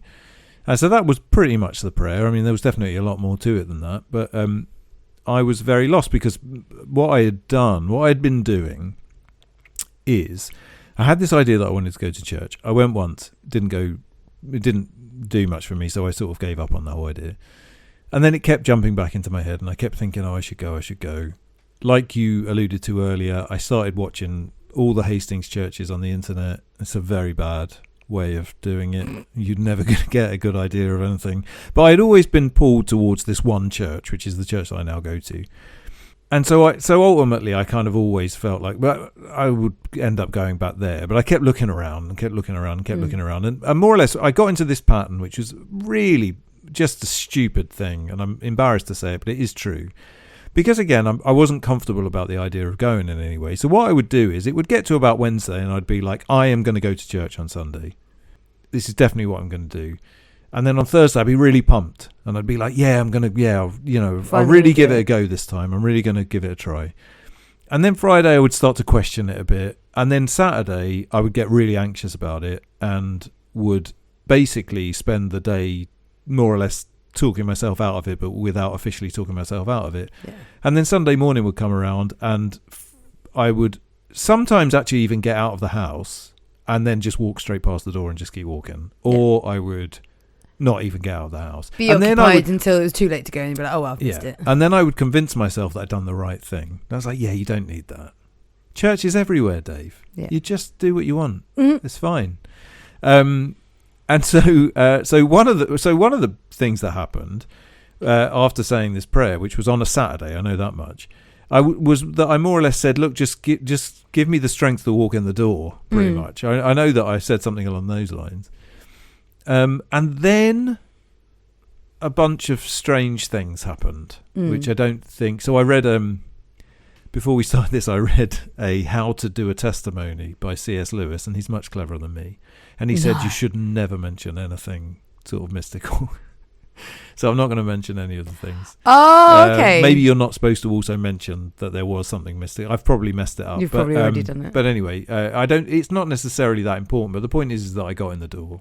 You felt like there were signs pushing you that way. Yeah, and when I got in the door, that was the first time that I had this feeling of just like, oh wow. And it was partly to do with the music, it was partly to do with the building, it was partly to do with the atmosphere, it was probably largely to do with the people around me who were obviously really into it. It was just like something came together in that moment. You were ready for it then, or open to it then, and then do you know what? All of that also doesn't matter. Like, for whatever reason, that day you went in and it all fit. Like, you know what I mean? And you can speak of that however you want to, but one time you went and it didn't work. This time you went and you had a completely different experience. But from that day onwards, something shifted in me. And so pretty much from that point forward, I went to church. Yeah. And how long's that been now? 4 months. 4 months. Yeah. There you go. I remember that when this was all starting, that because it's something that's hard to describe and it was very all encompassing. I remember there was some, any word I put on it is going to sound too laden, and we've talked this out loads, but it was quite hard to talk to me about for loads of reasons. What changed, or what allowed you to, what were you worried about at first to talk, or like, were you worried, or was it that you couldn't explain it, or you couldn't express it? Some of it was unreasonable and some of it was reasonable. Absolutely fine. There's no question that some of it was transference. Right. Because ultimately, I suppose, going back to childhood, yeah. the idea of talking to somebody about something like this would have just been the worst thing that you could possibly do. And so ultimately, I suppose, if you want to get really Freudian about it, I kind of transferred that onto you and just thought, oh my God, there is you are one of the most accepting people that I've ever met, of anybody and of everything. And so this is stupid, but I just thought this is the worst thing that I can say to another human being. Yeah, and this is just going to be devastating for you. But I guess it's because you were probably, like you say, transferring. You weren't speaking to me. You were speaking to your family. I was, basically speaking to my mother. Yeah.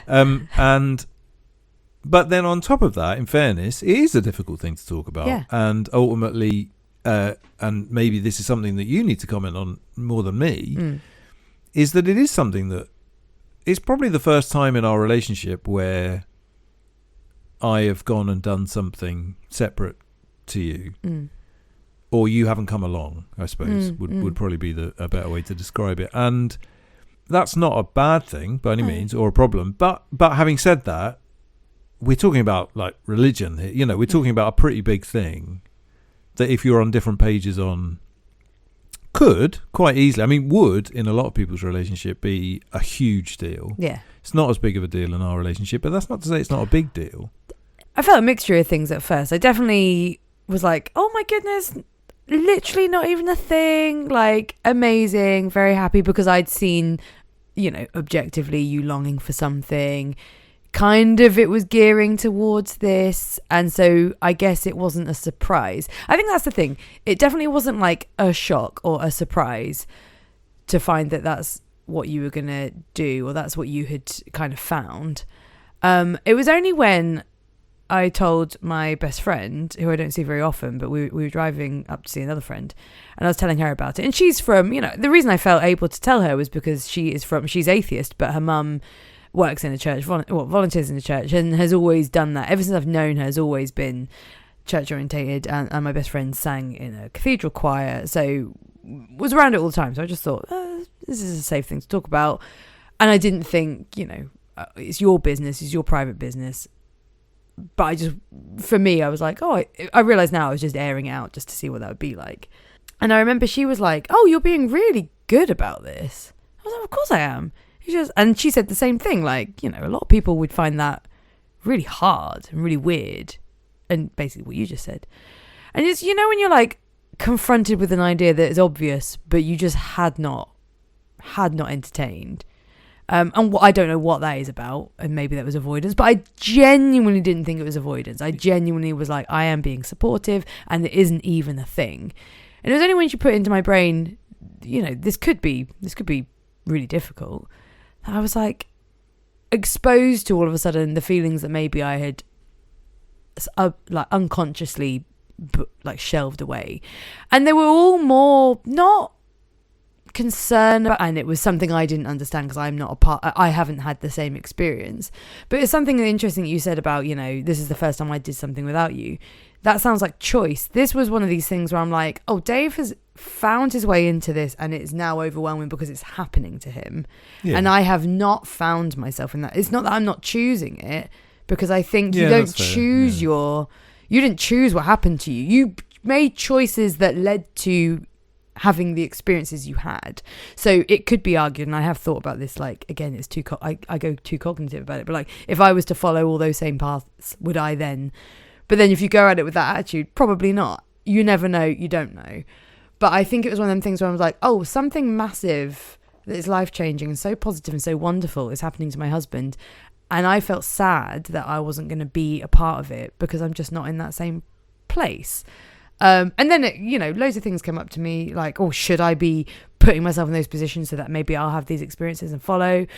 And then the negative part of my brain and my upbringing goes, oh, well, I don't want to be, or that's stupid, or, all of that negative voice that we put upon, that your family would be saying, or that culture or our friends might say, and then I felt shame. I was like, gosh, I'm genuinely supportive and genuinely want you to do whatever.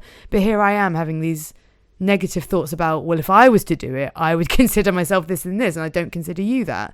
So then it became this kind of really weird, for me, like weird unpicking. And all of a sudden I was like, actually, I think I am affected, but this feels shameful to even feel affected because it's not about me. And these are it is like things that I was like, I didn't feel in any way proud or happy about feeling, and that would genuinely, I just didn't like those feelings at all. Yeah, I think you did a cognitive trick on yourself to some extent, because one of the things that became obvious fairly quickly was that there was a difference in how you felt or how you acted about things when you said Dave's going to church to Dave's become a Christian. Yeah.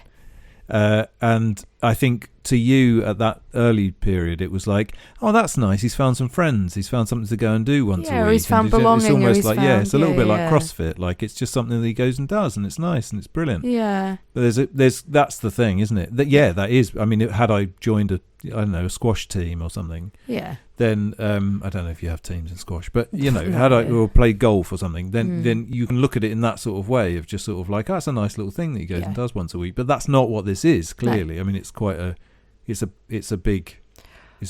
bigger change than that. Yeah, and I think the bigger change became more evident because and this is the problem with also having known you for a long time, is you're very all or nothing-y. So it coincides with, people when I didn't know this. And so this comes from talking to other people as well. And I'll get onto that. But a conversion or a newfound faith is overwhelming, is all encompassing, and is life changing. But you have done a lot of all encompassing, life changing things a lot of times. I remember when I first met you, you'd bought an accordion and that was it, and you were practicing every day. And that was gone after a month. I don't think you can compare the two, but no, of course you can't. But a little bit of me, like definitely at first, was like, is this going to be the thing that upends our lives and then isn't around? Yeah, and then isn't around anymore. And again, all of these feelings and all of what I'm saying are really, I was so ashamed to even think. No, they're perfectly reasonable. They're perfectly reasonable. But I think that the difficulty is that I am aware that that's my personality type. Yeah. I'm aware that I jump into things and then jump out of them. Although I think I've done that less and less with age, actually. Oh, yeah. And I think maybe the accordion was the last really, really like ultimate version of that. But thank God that went before we got in this one bed flat. But it almost doesn't matter, because the thing is that even if that is absolutely my personality up until this point, the problem is that I know that that's not what this is. Yeah. And I can't explain to you how I know or why I know or what's different, and there potentially isn't really anything that different, except that it's completely different. Yeah, exactly. And I think that's sort of the problem with the whole thing, is that there's all these things that I now suddenly just know, and not in a cognitive way. Yeah. Just know they just are. Yeah. I've put the glasses on now. Yeah. Which sounds, of course, like joining a cult when you describe it like that. But drink the Kool-Aid. No, but you just know. All of a sudden, I just know all of these things that I didn't know before, which is one of the most powerful things about this whole experience. Yeah. One of the reasons why I'm so sure about it, and it is a bit of a circular argument, and it does sort of prove itself, is that almost like the fact that I suddenly in my bones know something means that I know it. Yeah. Like, I don't know. That's And not a very also- good description, but it's like the feeling of doing it is so unlike what you would normally use the word feeling to describe, I suppose. And I think also cognition doesn't come into it, and that means that someone who hasn't experienced this is where it becomes two different things. Someone who hasn't experienced that can't understand or even argue, or even it's just not a thing that one person can translate to the other person because you're in different places. True, but cognition is what gets you there. So this is one of the other problems, is that there's this. I've never really had to deal with this. I don't know if dualistic is the right turn of phrase, because I think that means something very specific. But this kind of tackling something which is both true in your heart and in your head. Yeah. And again, it's really difficult to put into words. Yeah. I can't really explain it any more than that. But all of the thinking that I did up until that point was really important. Yeah. And by the way, there's a lot of Got cognitive things going on post that time. So read it when you actually start to read the Bible, then that starts to affect you in all these different ways. Yeah. And that ultimately is a cognitive thing, and you can argue that and some, whatever, but it doesn't really matter. But the point is that there is a cognitive element where you suddenly only really become interested in this one thing. And I'm sure that might wear off to a point, but it is quite hard to, I don't want to go too far down this rabbit hole, but it is quite hard to find an interest. It's not about finding joy or anything. It's easy to find joy in everything now, but it's hard to find an interest in some things which ultimately are pretty empty. So, we didn't watch the telly, but it's a good example of that. Like the idea of sitting down and watching something that isn't somehow fulfilling is completely out. It's like, it's not even that I'm no longer do I have to try. In the past, we've sort of fallen off the wagon, as it were, and it just sort of feels a little bit like, well, the wagon is now just so on the track that I couldn't fall off it, and I wouldn't want to fall off it, and I don't even know. I don't know. Yeah. I'm doing a very poor job of explaining what it is I'm trying to explain. But it's hard to do with ineffable things. So Yeah. It's again, I feel a bit ashamed that I had to seek this other ways, but so we talked about it an awful lot, and I think I found it harder than I thought I was actually going to find it. And it was more the sadness of not kind of twofold. I think it was a little bit, oh goodness me, am I worried about something I don't understand, and where's that going to take you, and how far away from me is it going to take you? And then the sadness that came with that, like, oh God, is Dave being brainwashed? Not as far as that, but like a sprinkling of that in the brain mixed with, I'm really sad that I am not a part of this sort of thing. But then, so I was right to transfer my mum's. No, I was maybe feeling your you. transference. No, but I was really ashamed that was kind of in the background, because it's not what I cognitively believe, and I definitely don't think it. But you can't help the way you're brought up or the culture that you're in, and I hated how much that little tiny whisper in my ear started to happen. I was like, this is so stupid, that I didn't intellectually know. But the way that I got around that, and it's, I hate that I couldn't just do it off my own back, is I started to talk about it with other people. Well, I was going to say, so I don't know if you're aware of this. You probably are, but you've told a hell of a lot more people than I've told. You've told no one. Well, pretty I'm much. quite open about it at work, I suppose. Yeah, but you work with about 4 people. Yeah. Whereas I think mine has been more like trying it out, which is a horrible thing to do, and it's not my business. And I feel the reason I feel shameful about this is it's so personal to you. And I haven't told that many, but who I've told has been nearest and dearest. And one of the people that I've spoken to is someone at work who I knew had history with the church. Probably that's about as much as I knew. And I knew they'd been to church, and I knew they had some involvement with the church in the not too distant past. But I talked more and more to him, and he kind of actually, it turns out, has a huge history with the church and many different churches and many different ways of being involved with. And he said, I probably would identify as, it kind of like maybe was a bit more mysterious around it at first, and I understand that because I didn't know anything about him in that respect, But yeah, he's Christian and had been brought up so, and then told me all about his kind of upbringing and all of the different ways in which he's been involved with the church. And I think the first immediate thought I had, and again, it does feel shameful, is, oh, he's really normal and has this huge history with the church that's still ongoing. Oh, okay, so normal people can do this. Not that you're not normal, but because it's so happening to you and is so vibrant and is so changing everything. I was like, okay, does a normal life follow with this? And I was like, oh goodness, this is someone I've worked with for a really long time. Didn't even know this about them. You can be normal and da-da-da-da, which is not a proud thing to think, but it also did normalize it, as in, actually, I'm brought up in a world where Christianity is this other thing, and in the back of my mind is this like, oh, rational thought versus Christianity. I don't know. But isn't it interesting that more and more people in my life, it turns out, have faith or are Christian, and it led me, I'd had a few conversations with people prior to this, not about you, but about just the idea of spirituality, and it turns out once you go down that road with people, everyone's got a little like either a leaning, or I was surprised to find out how many people are truly involved in church or faith or practice of some kind.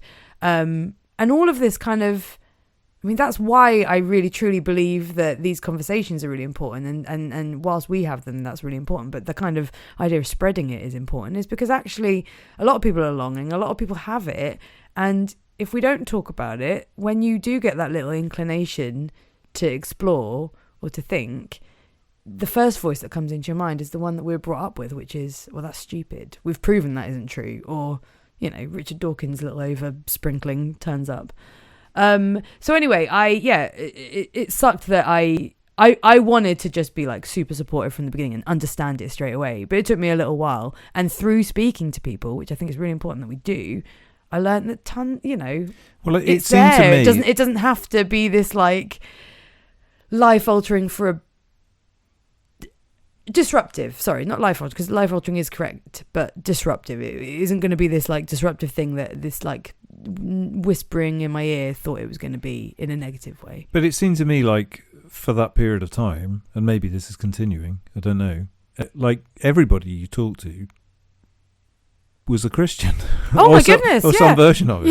Yeah. And like, it turns out that's, I don't know if that's I what don't that know. is. You can make of that what you want. We can make of it what we want, can't we, Dave? But I think, but I love it. What it's done for me is helped me. I want to be supportive, and I am always going to be. But it helped me be more open to you, so that you could share it more with me. And so from there, this is how we ended up going to not just one church, but 2 churches in America. This is how you ended up feeling able to ask me to come to a service, because I remember at first I was like, I'd be interested, and you were like, you weren't really sure. And I get it, it's because it was other than, and I used humour a lot at the beginning, and that's very unfair, and I definitely didn't mean it to be mockery, but it can only come across as that if that's how you're receiving it. And well, if that's how it was intended. Well, no, but it was meant to be kind, but it's not kind. It's never kind. So, and it was probably me just trying to understand without really understanding. So yeah, I kind of feel like now it's become this thing that for me I can support you in and really enjoy the bits that I understand along the way. I mean, we literally, the only TV program we're watching at the minute is The Chosen, which is an American televised version of the Gospels and the life of Jesus. It's wonderful. It's really good. It's very emotive. If you just want to get the basic storyline plot and and also probably sob a lot. Quite a lot. It's the one. Yeah. And I just like that it's happening for you and you're going to follow it wherever it goes. And I love that it is not a problem. Like, even though I am not in the same place. And nor am I going to, because then again, like I alluded to, I was like, should I force myself? Should I be putting myself in these positions? Should I follow this way? And now I'm not doing it only because I'm not doing it because I think that would be a stupid thing to do. You are very stubborn. Yeah, I'm incredibly stubborn. But it's more things happen when they happen for the reasons it has to be right. And I don't think, we've been to church and I've been like, we went to one where Ace from the Gladiators. We should do that one time. I don't know if we did talk about it before. We didn't. We definitely wouldn't have, because we'd have had to have outed you then. But he said, "This is the prayer I said where I then became Christian." And I remember looking at you like, if I say this, do I just become Christian? And then I was like, do I say this? I feel like I have a choice. Am I now choosing not to? And then I realized, no. That's not how this thing works. Well, so we should finish soon, because this has gone on.